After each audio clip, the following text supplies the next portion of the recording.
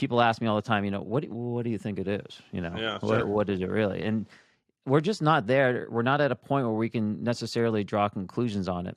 Now, you've said it. It could be ours. It could be someone else's on this planet, or it could be something else that we haven't identified that is either from here or from somewhere else. At the end of the day, for me, this is very simple. It's either a national security, aviation safety issue, and we need to deal with that with the mechanisms we have, or it's something else, and we need to have the scientific integrity and the bravery to go look at it and explore it, regardless of the results.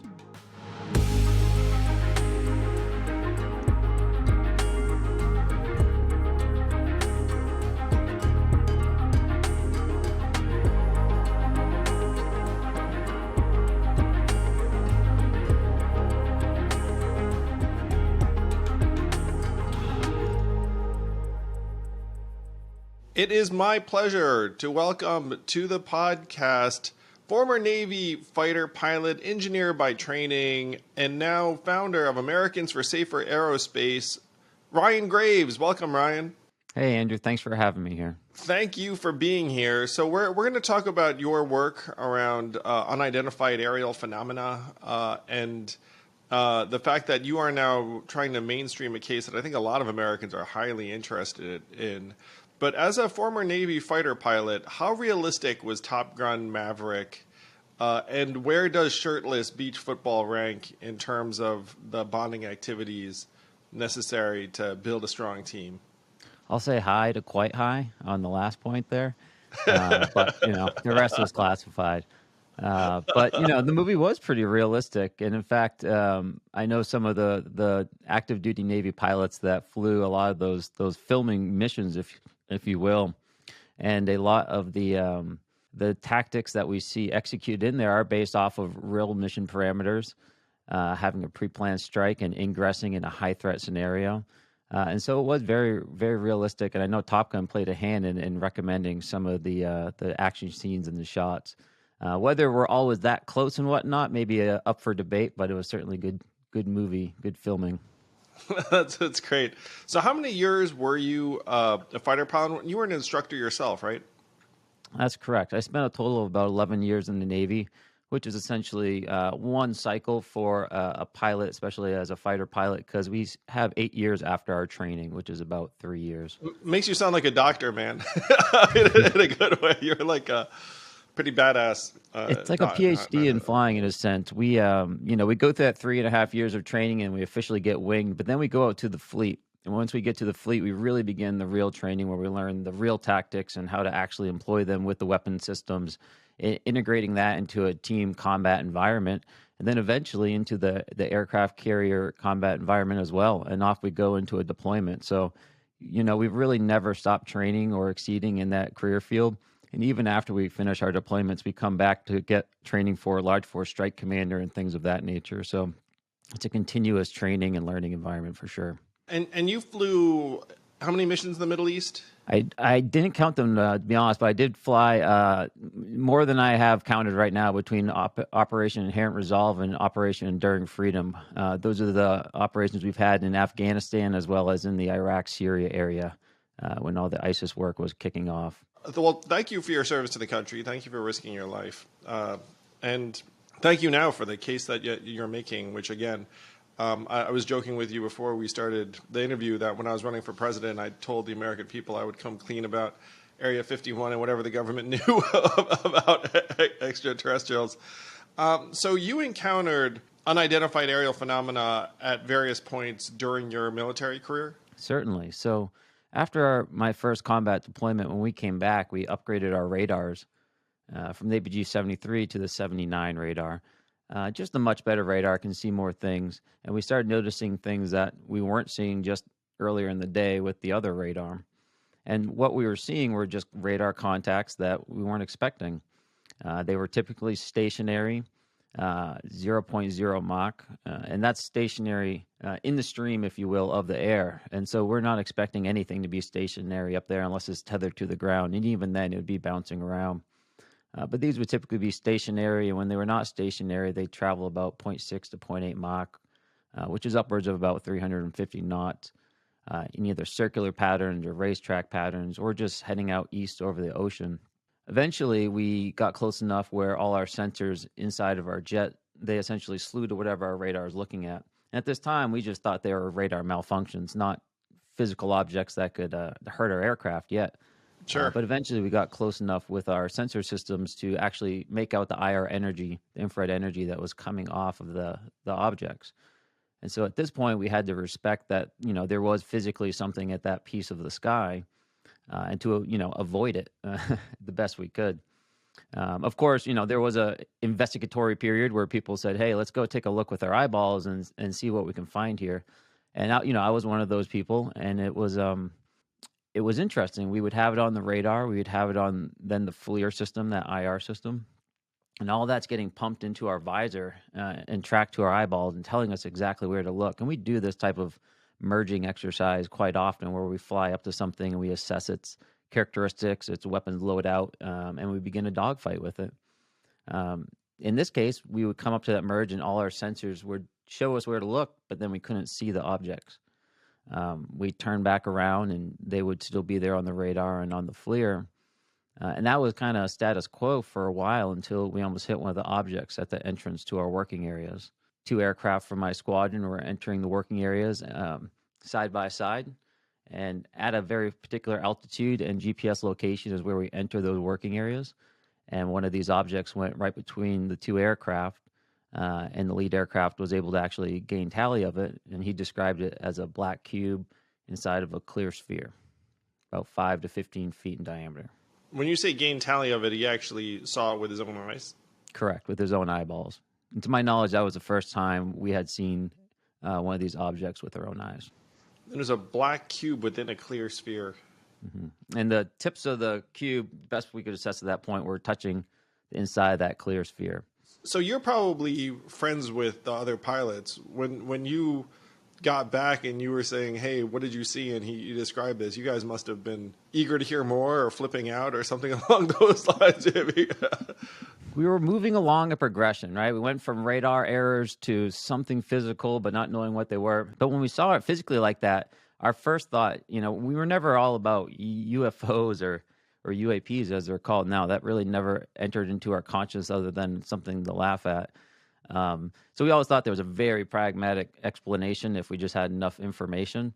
And at this point, when we physically saw it, like I said, as that cube, we assumed that this must have been some kind of strange classified program or drone program that must have gotten too big for its britches and essentially has been operating in a place that they shouldn't have been, perhaps by accident, perhaps not. But either way, something had to be done. And due to the nature of this near midair, we were obligated to file an aviation safety report due to the close proximity. And that's what we did. We started filing them within the aviation safety hazard reporting system. And that was, again, status quo for the time being. We essentially just stiff-armed them. We tried to avoid them if they were in our working areas, which they're out there pretty much every day in some capacity. We would just, flex to a different area and do our best to avoid them. What years were this, and what part of the world? Yeah, so this is right off the coast of Virginia Beach, Virginia, and this was in the 2014 to 2015 timeframe. So you file a report, but it sounds like it's pretty much common knowledge among pilots that, hey, there are these things out there, they're going to hit your radar in a particular way. They seem like actual objects. Like if you get close, your instruments all start saying, hey, the thing's there, and you want to try and avoid them because if you hit one, no one knows what happens. We would assume it would be, catastrophic to the aircraft. Based off of what we were seeing, there's no question in our mind that, this would result in the loss of aircraft, like if we hit anything of that size out there.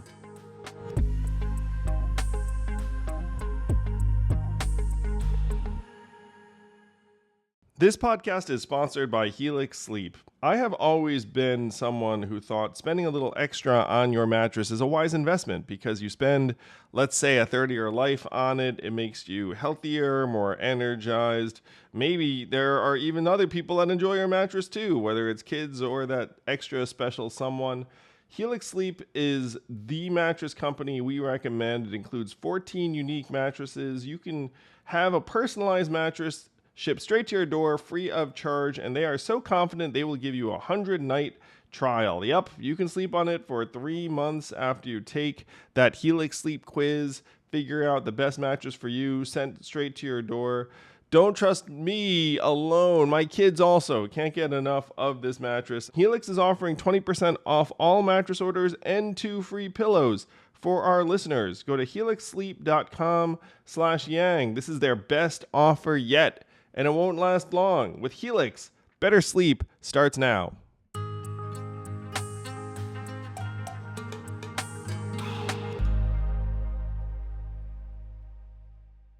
I just want to rewind for a second. So you're zooming in from New Hampshire. Did you grow up in the New England area? I did. I grew up in central Massachusetts. And when did you know you wanted to be a fighter pilot? I knew I wanted to do that after my junior year in college. I was doing a mechanical engineering, fire protection engineering 5-year program, and I did an internship after my junior year, and I said, I'm not going to like this for the rest of my life. And, it kind of drove me to say, hey, reassess what was valuable to me and what was important to me and, how I wanted to live my life, at least in the short term. And on the drive back home, because I did that in Atlanta, so on the drive back up to Massachusetts, I thought about, what was kind of the polar opposite of this? What was the thing that would, motivate me and encourage me regardless of, the semantics of how difficult it was to be. And I thought flying fighters would be an incredible challenge and would have incredible opportunities, whether I, was completely successful or not. Wow. So the time you made that decision and then heading towards the Navy, how many years was it before you wind up flying a fighter jet? Yeah. So I actually, on the drive home, I also elected to change my major to aerospace engineering because I thought that would be better for my application. Doubled up on all my courses in my senior year so I could finish with the degree on time. And then I was accepted as a pilot to the Navy probably about 14 months after I made that decision. Wow. In that meantime, I also went and got private flight training myself. I paid for about 30 hours of flight time to see, make sure I liked it. Ensure I wasn't going to get sick as soon as I got wheels up, and just kind of explored the best I could beforehand. And so I came in, I threw myself all the way in to try to get that slot. And I applied just as a pilot because I knew that's what I wanted to do. And I was fortunate enough to get in. So back to then 2014, 2015, you're seeing these unidentified aerial phenomena. You submit a report saying, hey, we almost ran into one of these. Is there any follow-up to that report, or do you get feedback? So those reporting mechanisms within, I'll at least just speak for naval aviation safety, they're not proactive or preventative reporting mechanisms for the vast majority of it. It's more for data tracking purposes over time. And so we weren't really expecting anything back, but no, there was nothing back. It was just status quo, like, we were avoiding them, and that was that. In 2015, early 2015, we were getting ready to leave on a deployment aboard the USS Theodore Roosevelt, and we began our workup training, which is a pretty intensive 6-month training program we go through that involves us living on the boat for a month and a half or so at a time, and doing training like we would fight overseas, essentially off the aircraft carrier. And so we were still experiencing these objects, and we went down to off the coast of Jacksonville, Florida in 2015, operating off the USS Theodore Roosevelt. And we had those objects were down there when we got down there. Additionally, we also recorded additional objects, and those are the videos that have been publicly released by the Department of Defense, the Gimbal and the Go Fast video. It was at that time period when we recorded those objects, which were unique to us. Wow. So I saw the news accounts of those recordings, and I suppose I will fast forward to present day a little bit. So before we started this interview, I looked up how Americans think and feel about the possibility of life on other planets, what they think about UFOs or UAPs. And it seems like the polling has it at something like 2/3 of Americans think that there's probably life somewhere out there. And I will say that I personally fall into that camp. Just if I think about the vastness of space and the almost infinite number of planets, and then the like extended time period, it seems highly unlikely that we would be the only planet in like this vastness that actually developed any form of intelligent life. And then there's a smaller percentage who think that UFOs and UAPs are actually evidence of extraterrestrial life. It's still very significant. It's something like 40 to 50% think that it's probably tied into extraterrestrial life. I have a feeling that both of those numbers have probably gone up in the last 3 months because there's just been a whole lot in the news recently. And you're now actually, I'd say, one of the preeminent voices on this because you've started this very benignly named organization, which I appreciated a great deal, like Americans for Safer Aerospace, to try to shed some light on this. So let's just briefly discuss the recent news accounts. So UAPs and UFOs have been all over the news over this last number of weeks. There's this Chinese spy balloon story, but then it seems like the story is much bigger than that. Yeah, absolutely. So we had a series of events that just kind of kicked off, and it kicked off, as you said, with a very clear imagery of a Chinese spy balloon, or at least a balloon with some payload below it that was identified as originating from China, likely for intelligence gathering purposes. Shortly after that, over the course of the weekend, 3 other objects were shot down in various areas across North America. And what was communicated was a pretty clear bifurcation that the Chinese spy balloon and the other 3 objects were very distinct categories. There was the Chinese spy balloon and the other 3 objects, which are currently unidentified, and also the search for the remains of the objects have been called off as well. So they're a bit of a mystery. Why did we find these objects, overhead? Well, it's what's been publicly communicated is that we essentially backed down the speed filters on our defensive radar systems. And, just very basically how these systems work is that they receive information. That information is cataloged according to various parameters, perhaps airspeed being one of them. And then that information is sent to the proper processing agency. So what's that mean? Things that look like missiles go one place, and things that look like something else go somewhere else. But I don't know if we were looking for very slow speed objects. And once we brought those filters down, we started noticing other objects over our airspace that, again, as of this point, are not identified. Now, this all just occurred very recently.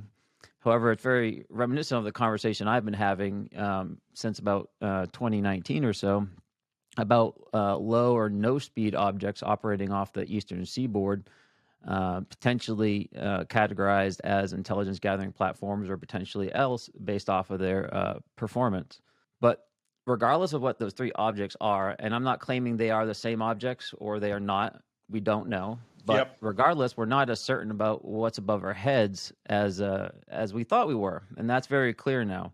We need to open up the aperture on what's above our airspace and not confuse the fact that seeing things drift along in the wind that are potentially adversarial spy programs, not to say everything that is going to fall into that same bucket that we're seeing, because what we're seeing are things that have, more interesting, more challenging behaviors to them that don't fit in those, those balloon-like entity buckets. And that's not me saying that. That's the Department of Defense and the ODNI saying that through their UAP reports.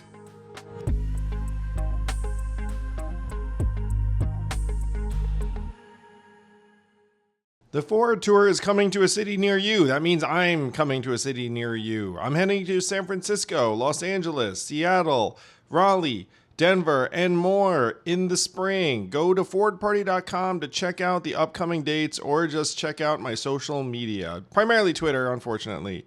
See you soon.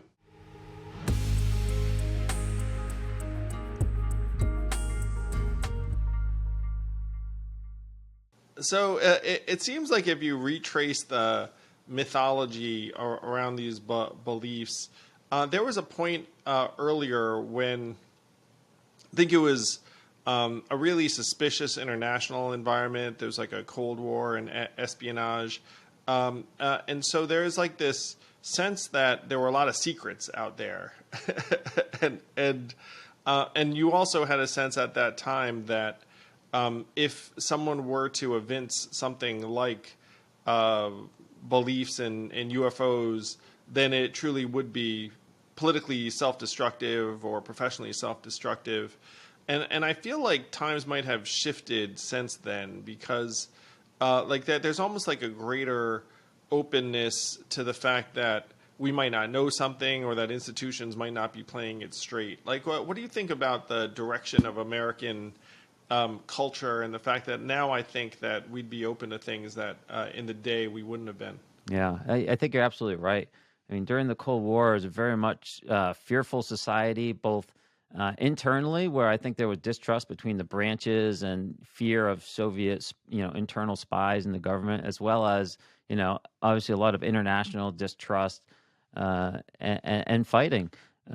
So there was, my understanding is that even more, not even more so, but in addition to that, there was also a fear that due to the high amount of UAP reporting or UFO reporting, that it was actually going to be something that the Soviets could take advantage of by putting air assets into our airspace under the cover of UFO clutter and get caught up in too much reporting. And so one of the methodologies that was undertaken was to diminish and push down the reporting so that the systems weren't overwhelmed with anomalous objects and that, airplanes and air threats could be identified.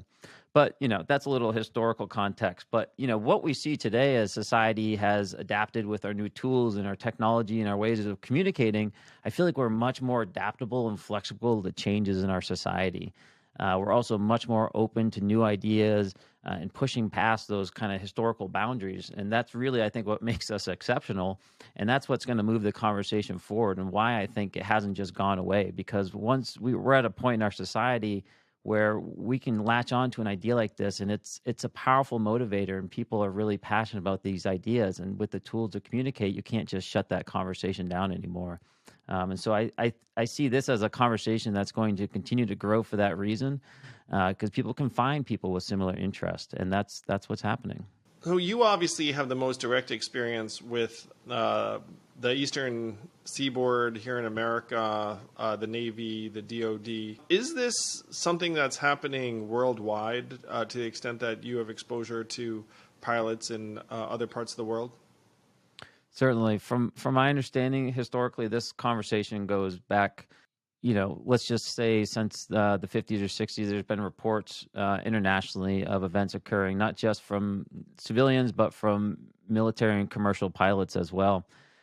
I don't think that there's a complete enough picture on that, and there's some natural boundaries about what we want to share with our international partners and how we do that, especially in the modern age here.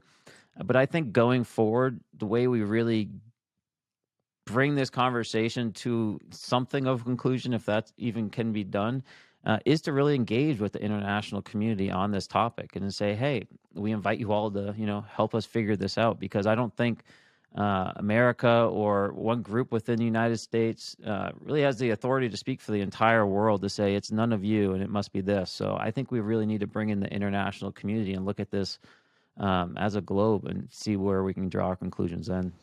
Yeah, it could be a real opportunity for some kind of global, don't hesitate to say unity, but at least cooperation. Mm-hmm. So when it comes to explaining these phenomena, the most common explanations are equipment malfunction, which at this point I think you can rule out given the ubiquity because, it's like happened over and over again. Foreign military, domestic military, something civilian, or extraterrestrial. Are those like the four major categories?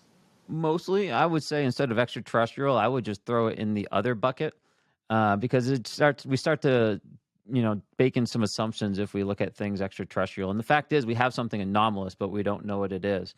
People ask me all the time, what do you think it is? Yeah, sure. What is it really? And we're just not there. We're not at a point where we can necessarily draw conclusions on it.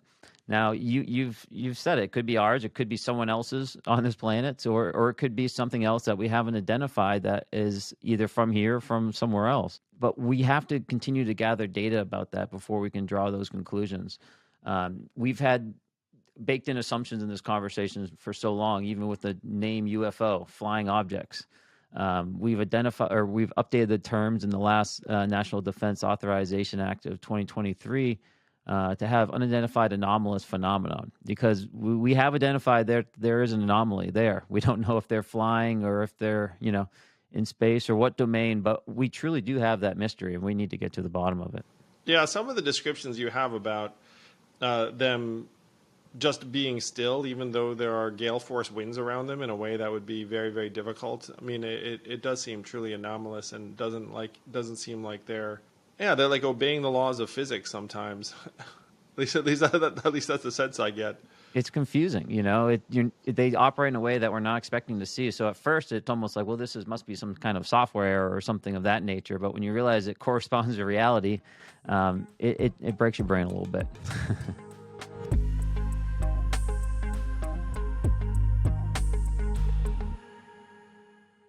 We are living in the era of big tech, AI, ChatGPT, generative tools, and these big tech companies have made it a habit to pick up everything we are doing online. Why should they get our data and we're left out in the cold? It's reasons like this that I use ExpressVPN to hide my unique IP address to make it harder for big tech to track me and my identity and activity and encrypt all of my online comings and goings.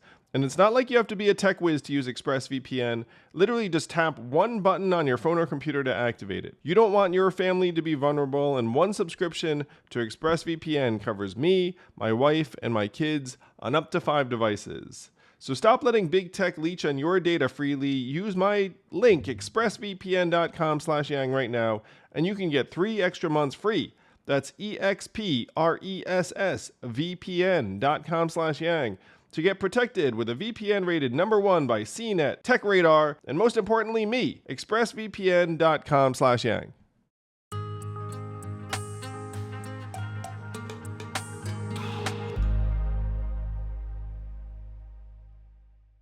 So you were out there defending the country in 2015, 2016, and you eventually stepped away from the service and went into private industry. What year was that? So I left the Navy officially in 2019, and I left the F-18 a little bit before that. I went to Meridian, Mississippi as an instructor pilot, training students before they got to the F-18, and from there I departed in 2019. So you really were like one of those flight instructors. Did you scare everyone? Did you talk about? I'm not talking about UAP, but just generally, did you do like the drill sergeant routine? No, it's not like that. It used to be like that. I actually remember being pulled out of a flight simulator to do push-ups at one point because something was screwed up. But I think modern times we understand those aren't the best teaching mechanisms, especially when we're dealing with putting people into extremely highly stressful environments for the first time sometimes, and so. It's a real process and a real art to be able to give these students enough rope to hang themselves, but snatch it away at the last moment as well, because that's unfortunately one of the best ways to learn sometimes. But I did that for about 3.5 years in Mississippi, and it's really the reason I think I ended up speaking out about this as I was getting out, because the Navy trained me as an aviation safety officer, so they actually sent me down to Pensacola, Florida for 5 weeks to not just prevent mishaps from occurring in my squadron and to ensure safety standards are met, but should the worst happen, actually go out in the field, pick the pieces up, and figure out what happened. And unfortunately, I had to do that a couple of times. But I was sitting in the ready room in 2017 when I saw the New York Times article come out with the gimbal video in it. And when I saw that, I said, oh my gosh, I was there. That was the video. I saw that. That was my buddies' voices, So it was like, holy smokes. But then I was like, oh my gosh, I wonder if this is still happening. So I reached back to a lot of folks that were still flying on the East Coast, and they're like, yes, this is still happening. We left for our deployment. I left that deployment to go become an instructor, so I never went back to the East Coast. But some of my friends were, and I called them up and they're like, yeah, of course it's still happening. We have broad notice to airmen in the local region just to alert pilots that this is happening because we have no solution for this. And so that was a state of affairs. It was the best we could do. And that's when I realized that this wasn't going to get resolved from the current internal channels. And that's when I, made the internal decision to try to, help where I could in this and whatever really means I could, because it was just a matter of time, in my perspective, that we had a midair. Every other situation that we have somewhat similar to this, we would try to mitigate that factor the best we could. But for some reason, this one case, it was just something that we did not want to look at as a problem. We had no reporting mechanisms. We had, no one paying attention to it. It was something we couldn't even talk about, without laughing, really. And it was just a matter of time until we lost assets and lives. Well, it's clear that you took your responsibility very seriously. I mean, you're literally teaching the next generation of pilots, and you're thinking to yourself, wait a minute, if this isn't resolved, one of these pilots could end up losing their lives because they have a collision with one of these things because we're not properly documenting or accounting for them. And once we started documenting them, we had 144 reports as of the first reporting by the UAP task force. And in that report, there were 11 near midairs. So that was 11 opportunities to lose at least one aircraft and perhaps 2 lives in that mishap. And was that reporting done by the Department of Defense? Correct. That was done by the U.S. Navy. And technically, the report timeframe spans from 2004 until, I believe, 2019 or late 2018, whenever they cut off. But the vast majority of those cases are from 2018 onwards, when the U.S. Navy started their official reporting program. Perfectly reasonable to me. I mean, even if we don't know what these things are, we should be transparent about what we do know, which is, hey, there are these things, and we don't want to lose a plane or a pilot, so we should start being frank about it, the way we are anything else that a pilot might run into. Mm-hmm. And we see this problem even more so on the commercial side. On the military side, we have all the sensors and tools to give us more information, but often the results of that is classified and things of that nature. On the commercial side, they don't have those tools, but what they do have, their eyeballs, and they have a lot of time looking out. And occasionally when they do see things, they are discouraged from reporting it. They fear losing their medical certificate, which is not just your job, but your career. Wow. And no one wants to restart their career in their 40s. So, there's a lot of problems and things preventing commercial aircrew from feeling comfortable talking about this. And so I've done a few things to try to help that. First, I've created the Merge podcast, which is a platform for pilots to come and have a conversation with me, pilot to pilot. That, we're not going to try to draw conclusions or, break down their experience in any great detail, but just to open it up and share what their experiences are on a trusted platform where the X-Files music isn't going to be playing in the background, and they don't have to fear losing their medical certificate because they're being embarrassed on national TV or something. And we've been seeing great success from that. Additionally, with the American Institute of Aeronautics and Astronautics, I've helped them stand up an integration and outreach committee on unidentified anomalous phenomenon. And so we have engineering efforts there under that bucket that is working on our detection, characterization, and evaluation methodology so that we can inform the policy and procedure makers that we've brought together under that committee to advise the airline, to advise the FAA, to advise our federal government on what the correct reporting procedures should be, what the correct safety procedures should be, and how we're going to learn more information about this.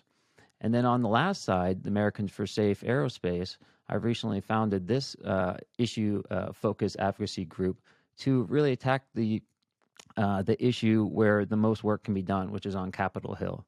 And so we're going to be pushing to push for policy and legislation to ensure that those commercial pilots do have the ability to come forward and talk about this, and they don't fear losing their careers. We want to make sure that we just learned that Aero, hasn't been funded this whole time. Why are they, why are senators and Congress people signing up now to fund that office, right? We want to ensure these mechanisms are working correctly and we don't have to have shoot downs over U.S. airspace to get this conversation going.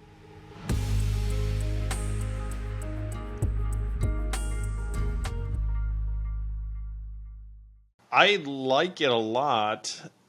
If someone wants to be helpful to you or keep up with your work or be supportive or let their congressman know, it's like, look, we should be mainstreaming the fact that we don't know everything, but we know that there's something up, and we're not getting great information because everyone thinks it's going to be professionally super detrimental to say what they saw. How can the average American help you in your work? The best way they can help right now is go to safeaerospace.org and sign up for further updates. That's going to be the best vehicle for the average American to be able to stay informed on this topic, to stay educated on this topic, and to learn how they can help and push this topic with their elected representatives. Well, I think this is such a fascinating topic. I mean, at this point, we have to know that just having the ability to speak openly and plainly would be a massive improvement, I would say. Full credit to you for taking the steps you've taken. It's very courageous, and I sense it's very selfless and patriotic on your part. Talking to you, I think just about anyone who's spent the last half an hour listening would regard you as just like a completely objective, principled, intellectually honest human, and someone who's spent thousands of hours risking your life in the air for our greater good.